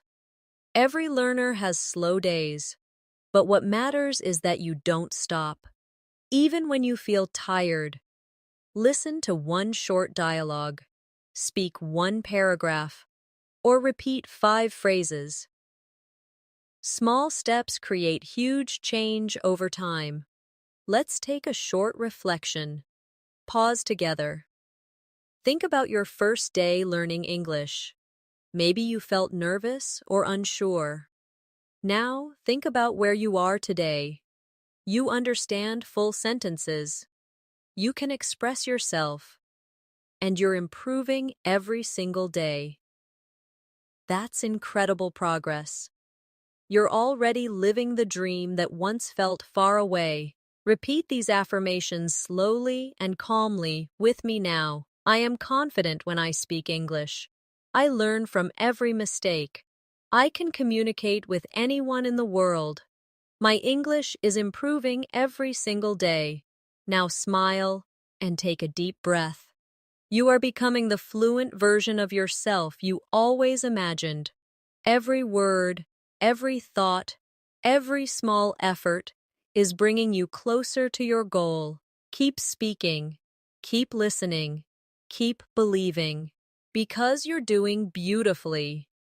The more you practice real-life English, the more you realize that it's not just about words, it's about energy. Every conversation you have, every smile you share, every pause you take, they all carry meaning. English isn't just a set of sentences. It's a rhythm of communication that connects people from everywhere. When you speak with emotion, people listen. When you speak with patience, people understand. When you speak with confidence, people connect. So from now on, don't only think about vocabulary. Think about how your words make others feel. Let's imagine you're meeting someone for the first time. You shake hands and say, "Hi, nice to meet you." The person smiles and says, "Nice to meet you too." You could continue, "I've heard a lot about you," or "I'm glad we finally got to meet." Simple phrases like these turn a basic introduction into a friendly beginning. Now, think about following up in a conversation. After introductions, you can say, "So, how's your day going?" Or, "How do you usually spend your weekends?" Or, "I love your energy. You seem very positive." These lines keep the talk flowing. The more you ask and listen, the more comfortable you become. Let's practice a real flow together. You start with, "Hi, nice to meet you." The other person says, "Nice to meet you too." You continue, "How's your day been so far?" They answer, "Pretty good, just a bit busy." You reply, "I get that. It's been one of those weeks, right?" This short exchange already feels friendly and natural, just like real conversation. Now let's talk about handling nervous moments. Everyone feels nervous before speaking English, even advanced learners. But the secret is to use your nervousness as energy. When your heart beats faster, it means you care. And that's good. Take a slow breath, smile, and remind yourself that you don't need to be perfect to be understood. People will always appreciate your effort to communicate. If you ever feel stuck during a conversation, use bridging phrases to stay calm. You can say, "Well, that's a good question," or "Let me see how I can explain that," or "I'm not sure about that, but I can tell you what I think." These short bridges give you time to think and make you sound confident even when you pause. Let's explore describing your surroundings, which is a wonderful fluency exercise. Look around your room right now and say what you see. For example, "I'm sitting in a quiet room. The walls are light blue. There's a cup of tea on the table." Then describe what you hear. "I can hear some birds outside." This practice helps your mind link words to your environment. When you describe things regularly, your English becomes connected to reality instead of memory. You can also describe what you feel. For example, "I feel calm right now," or "I feel focused and ready to learn." These small emotional sentences train your brain to express feelings in English automatically. Try some softly now. "I feel relaxed right now." "I feel motivated to practice." "I feel thankful for today." Now let's move into talking about experiences, because that's how people connect in real life. You can say, "Last weekend I went to the beach," or "Yesterday I tried a new recipe," or "A few years ago I started learning guitar." Each experience tells a story, and stories are what make conversations memorable. When you share experiences, try adding feelings. You could say, "I went to the beach and it was so peaceful," or "I tried a new recipe and it turned out delicious," or "I started learning guitar and now it's one of my favorite hobbies." By including emotion, you make your English vivid and alive. Let's practice describing preferences in detail, because this helps you sound fluent and natural. Instead of saying, "I like music," expand it. Say, "I like music, especially when I'm working or relaxing." Instead of, "I like coffee," say, "I love the smell of coffee in the morning. It helps me wake up." The longer your sentences flow, the more naturally you express yourself. You can also talk about contrasts to make your English richer. You could say, "I love summer because of the sunshine, but I don't like the heat." Or, "I enjoy watching movies, but I don't like scary ones." Small contrasts make your conversation more interesting and realistic. Now imagine a typical conversation about your day. You could start with, "Today has been a good day." Then expand.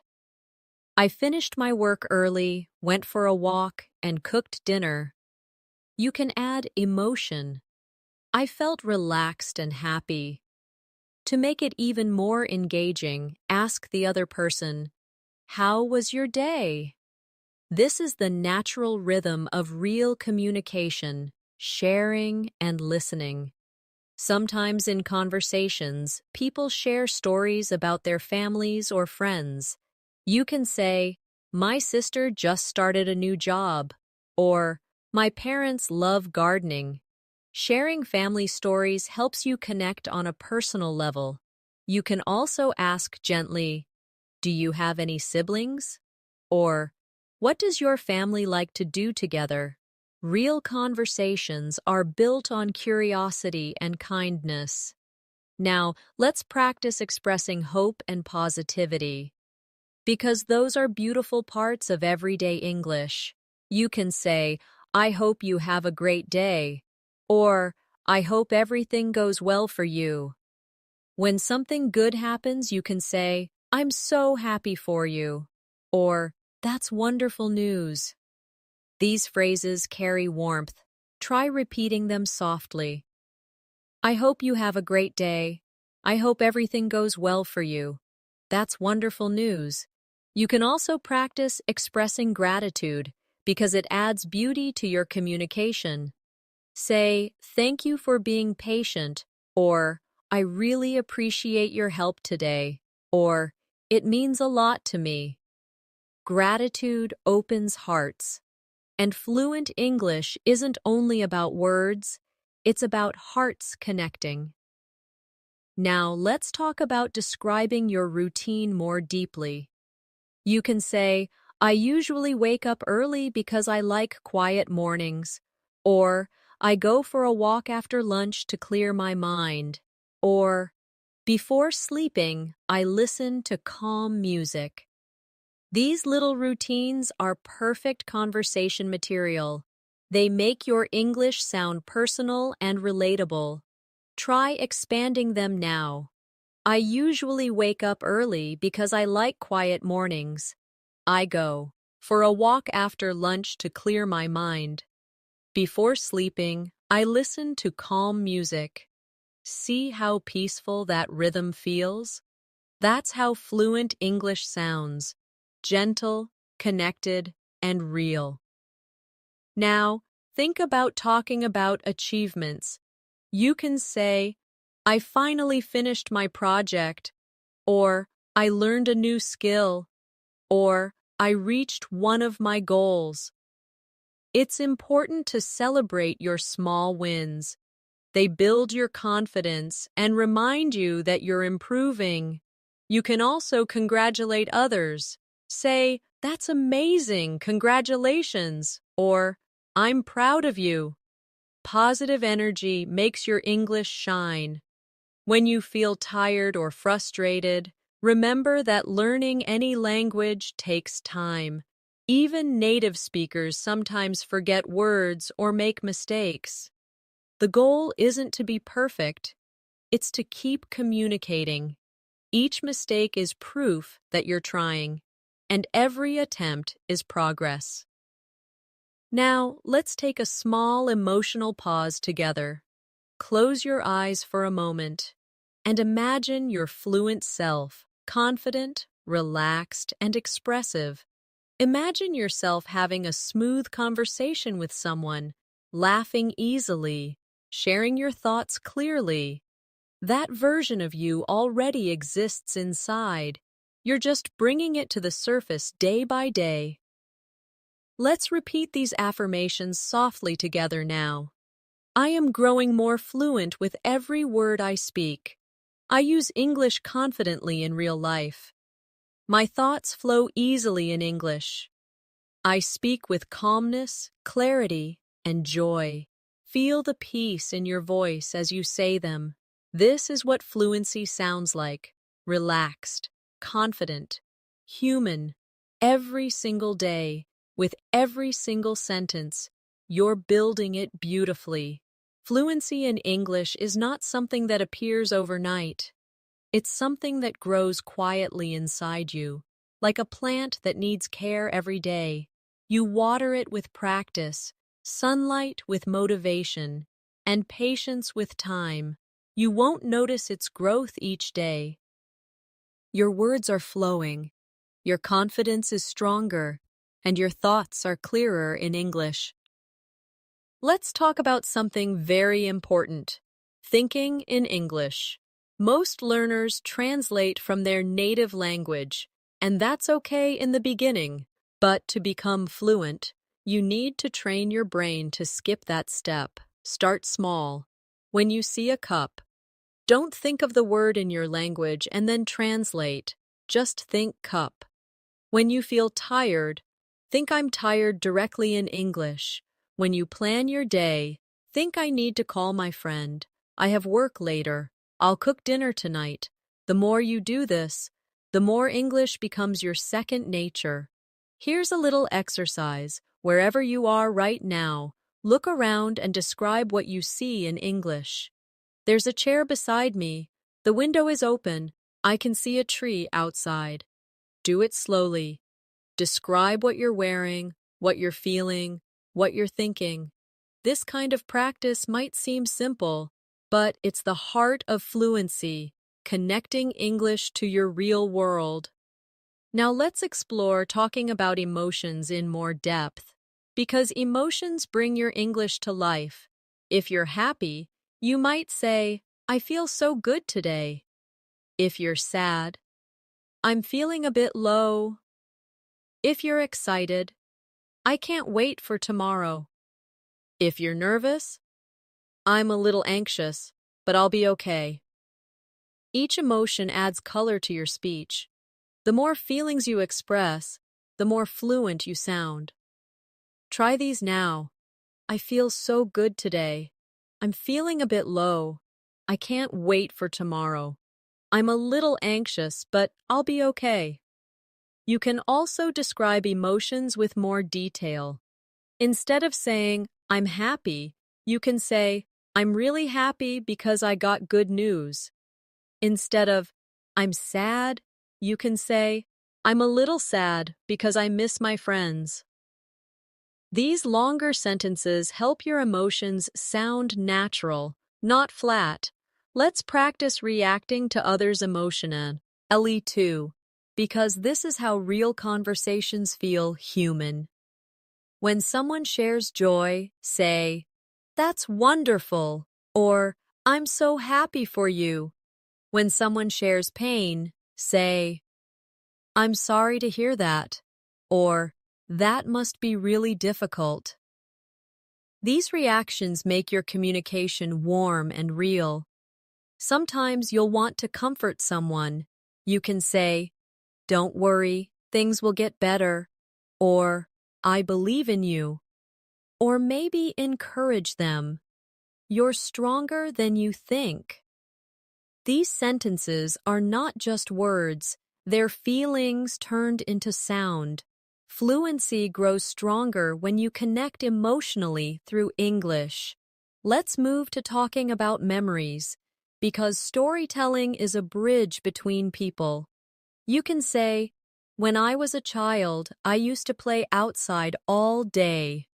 Or, I remember the first time I saw the ocean.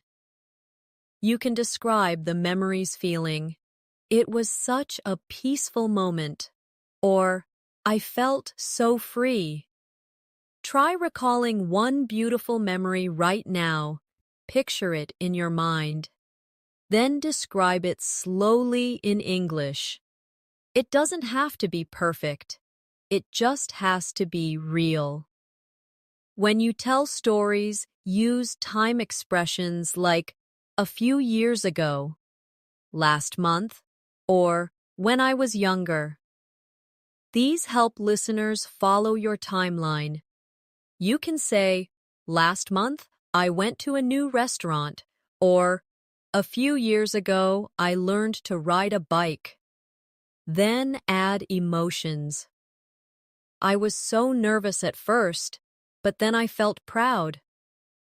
The emotion makes your story unforgettable. Now let's talk about staying calm when speaking English, because sometimes fear can block fluency. When you feel nervous, your body tenses up, your breath gets short, and your thoughts stop flowing. To break that, take a deep breath before you speak. Tell yourself, I can do this. Smile. Even a small smile changes your voice tone and makes you sound confident. Try this short breathing and speaking exercise. Inhale slowly, and as you exhale, say softly, I can speak English clearly. Inhale again, And exhale, saying, I'm confident and calm. Feel the rhythm of your breathing and your words working together. This technique trains your mind and body to relax, which improves pronunciation and fluency naturally. Now let's explore building natural rhythm in speech. English has a wave-like rhythm. Some words are stressed, others are soft. Listen to this pattern. I want to go home. The stress falls on want and home. Try saying it now. Feel the beat. English is full of this gentle music. When you learn to feel it, your speaking sounds smooth and natural. Another important step is listening with intention. Don't just hear English. Notice how people use it. Listen to how they pause, how they emphasize words, how they react. You can learn a lot just by paying attention. Watch movies, podcasts, or even English interviews. Don't worry about understanding every word. Focus on rhythm, tone, and feeling. Let's also practice asking follow-up questions because they make your conversations deeper. When someone says, I went to the market, you can ask, oh, what did you buy? If someone says, I'm tired, you can ask, did you have a busy day? These small follow-ups show interest and keep the talk going. Try these slowly now. Oh, what did you buy? Did you have a busy day? That sounds interesting. Tell me more. Now think about talking about the future with positivity. You can say, next month I'm planning to travel, or I'll start a new project soon, or I'm looking forward to next weekend. Add emotion to it. I'm really excited about my trip, or I can't wait to see my friends again. These hopeful sentences make your English sound alive with energy. Let's practice using modals politely. These are words like could, would, might, and should. They make your English softer. For example, instead of help me, say, could you help me? Instead of close the door, say, would you mind closing the door? Instead of you need to try this, say, you should try this. It's great. Try them softly now. Could you help me? Would you mind closing the door? You should try this. It's great. Now imagine a real conversation at a restaurant. The waiter comes and asks, are you ready to order? You respond politely, yes, I'd like a salad, please. When they bring the food, you say, thank you, this looks delicious. When you finish, everything was perfect, thank you. Small moments like these are where English truly lives, in the kindness of daily exchanges. Let's also talk about handling mistakes gracefully. Sometimes you'll say something wrong, maybe the tense, maybe pronunciation. Don't apologize too much. Just correct yourself naturally and continue. For example, if you say, sorry, she goes to school, smile and move on. The moment you treat mistakes as normal, your confidence multiplies. Now take a soft pause and think of how much you've practiced so far. You've learned to greet, express, describe, react, ask, and connect. You've built real-world English, the kind people actually use. That's true progress, and it's worth celebrating. Repeat these affirmations quietly with me. I think in English naturally. I stay calm when I speak. I learn from every experience. I connect with people confidently. I express myself clearly and kindly. You are doing something powerful.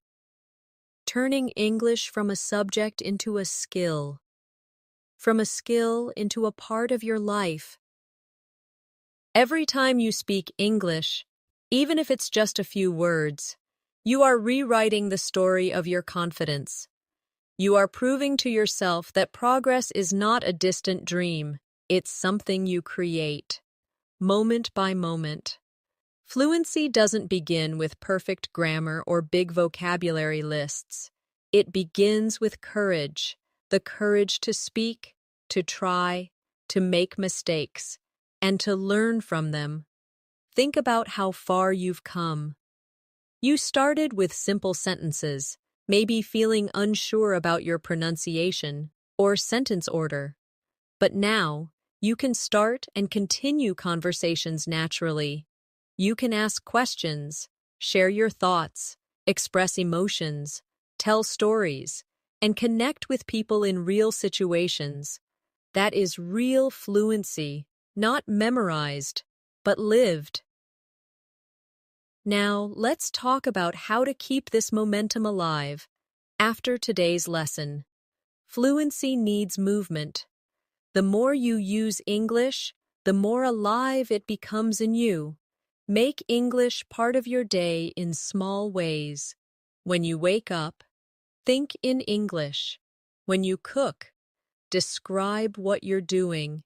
When you walk, talk to yourself quietly about what you see. These little daily habits feed your fluency, like gentle rain feeds the earth. You can also keep practicing with people, talk to friends online, join a language group, or find a speaking partner. Even short conversations help. You don't need to sound perfect, you just need to sound real. People connect to honesty, not perfection. So, if you forget a word, smile and keep going. Your effort will always speak louder than your mistakes. Sometimes, you'll have days when speaking English feels easy, and other days when you feel stuck. That's normal. Growth is not a straight line. On difficult days, remind yourself that every learner, even native speakers at some point, has felt the same. You're part of a global community of people learning, practicing, and improving together. You are not alone in this Jew. Arnie, when you listen to English, keep your heart open, not just your ears. Listen to how people laugh, how they pause, how they express kindness. Notice their tone more than their grammar. Try to copy the rhythm, the feeling, the melody of their speech. This is how you develop a natural accent, not by forcing it, but by feeling it. Now let's practice a small daily life visualization. Imagine you're traveling abroad. You walk into a cafe and the barista smiles. You say, "Good morning, could I have a cappuccino, please?" They reply, "Of course, anything else?" You answer, "No, that's all. Thank you so much." They hand you your coffee and you say, "Have a great day." That's it. A simple, fluent exchange, full of kindness and confidence. You can already do this. Fluency is freedom. It gives you the ability to express your ideas, to understand the world, to connect with new people, to work anywhere, to learn anything. It opens doors quietly, one word at a time, and the key to keeping that freedom alive is consistency. 5 minutes a day of speaking, listening, or reading English will grow faster than 5 hours once a month. Small, steady steps build permanent strength. Let's take a gentle look into the future together. Picture yourself 6 months from now. You're sitting with someone, speaking easily in English. You don't translate in your head anymore. Your words come naturally. You smile. You pause. You joke. You understand. You feel at home in the language. That moment is waiting for you, and you're already walking toward it. Now, let's bring everything we learned together in this journey. You've practiced greetings and introductions. You've learned to express emotions and opinions. You've built confidence through daily examples and practiced conversations that sound real. You've explored politeness, small talk, storytelling, advice, and encouragement. That's the true definition of communication. If you ever doubt yourself, remember this simple truth: every fluent speaker you admire was once a beginner. The difference between you and them is time, not talent. Keep showing up, keep practicing, and you will get there. Progress is built quietly in moments when no one is watching. When you whisper English sentences to yourself, when you repeat phrases before sleeping, when you listen carefully to understand instead of rushing to reply, those small, invisible moments are where fluency is born. Now let's take a final practice together. Repeat these sentences slowly, with feeling. They are your promises to yourself. I can speak English clearly and confidently. I am proud of my progress. Every day I learn something new. I use English naturally in real situations. I connect with others through kindness and understanding. I am not afraid to make mistakes, because mistakes help me grow. I enjoy this journey, and I trust the process. Take a deep breath after each line. Let your voice and your breath move together. Feel the calm confidence that comes when you know you're doing your best. That feeling, that quiet, steady energy, is fluency. Now let's imagine another real-life conversation, one that shows your growth. You meet someone new. You smile and say, "Hi, how are you?" They respond, "I'm good, thanks. How about you?" You say, "I'm doing great, just enjoying the day." Then you ask, "So, what do you do?" They say, "I work as a designer." You reply, "That's interesting. I love creative work." You both laugh, and the conversation continues easily. You didn't plan it, you just spoke, naturally, freely, confidently. That is your new reality. To stay on this path, practice shadowing daily. Listen to English speakers and repeat their words immediately. This technique shapes your pronunciation, rhythm, and listening comprehension at the same time. Shadowing trains you, our mouth and brain, to move in harmony, making you sound smooth and natural without effort. Keep a small English journal too. Each night, write a few lines about your day. It could be as simple as, "Today I went for a walk. The weather was nice. I listened to an English song and understood more than yesterday." Writing is speaking with your hand. It helps you organize your thoughts and strengthens your memory. When you're tired, remind yourself of how far you've come. Learning a language is not just a skill, it's a transformation. You are teaching your brain a new rhythm, your tongue a new movement, your mind a new perspective. That's an incredible accomplishment. Now, repeat a few final affirmations softly with me. I am fluent, confident, and free in English. I enjoy learning because it brings me closer to the world. I express myself clearly and kindly. I trust my journey and my growth. Let these words echo in your mind for a moment. Smile. Take a deep breath. You've completed a full masterclass, not only in speaking English, but in believing in yourself. And before we finish, I want to thank you for staying with me until the end.